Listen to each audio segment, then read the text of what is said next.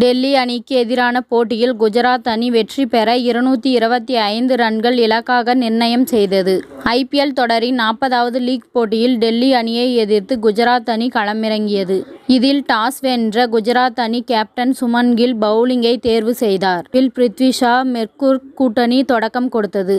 குஜராத் அணியின் ஓமர் சாய் முதல் ஓவரை வீசினார். இரு பேட்ஸ்மேன்களும் அதிரடியாக தொடங்கிய நிலையில் டெல்லி அணியின் ஸ்கோர் 3 ஓவர்களில் 34 ரன்கள் சேர்ந்திருந்தது.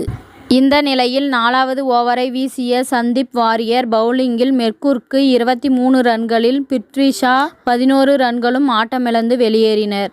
தொடர்ந்து யாரும் எதிர்பார்க்காத வகையில் அக்ஷர் பட்டேல் களமிறக்கப்பட மறுமுனையில் வந்த ஷாய் ஹோப் 5 ரன்களில் வெளியேறினார். இதனால் டெல்லி அணி 44 ரன்களுக்கு 3 விக்கெட்டுகளை இழந்து டெல்லி அணி தடுமாறியது. இதன் பின் அக்ஷர் பட்டேல் ரிஷப் பண்ட் கூட்டணி இணைந்து இவர்கள் இருவரும் 3 ஓவர்கள் வரை நிதானம் காட்டிய நிலையில் 9வது ஓவர் முடிந்த பின் அதிரடிக்கு திரும்பியது. ரஷீத் கான் வீசிய 10வது ஓவரில் 2 பவுண்டரிகள் உட்பட 12 ரன்கள் விளாசப்பட்ட நூர் அகமது வீசிய 11வது ஓவரில் 13 ரன்கள் சேர்க்கப்பட்டது. 12வது ஓவரில் டெல்லி அணியின் ஸ்கோர் 100 ரன்களை கடக்க இருவரும் கியரை மாற்றி அதிரடியில் பொளந்து கட்டினர். சிறப்பாக ஆடிய அக்ஷர் பட்டேல் 37 பந்துகளில் அரை சதம் அடிக்க நூர் அகமது வீசிய 17வது ஓவரில் அடுத்தடுத்து 2 சிக்சர்களை விளாசி அதிர்ச்சி கொடுத்தார்.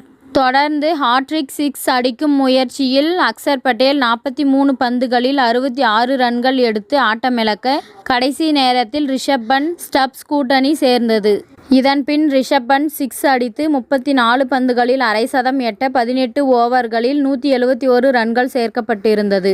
இந்த நிலையில் ரசிகர்களுக்கு சர்ப்ரைஸ் கொடுக்கும் வகையில் 19வது ஓவரை சாய் கிஷோருக்கு வழங்கினார் சுமன் கில். இதனால் உற்சாகமான அதிரடி வீரர் ஸ்டப்ஸ் 4-6-4-6 என்று பொளந்து கட்டினார். இதனை பயிற்சியாளர் நெக்ராவும் ரசிக்கவில்லை. தொடர்ந்து கடைசி ஓவரை வீச மோஹித் சர்மா அழைக்கப்பட்டார்.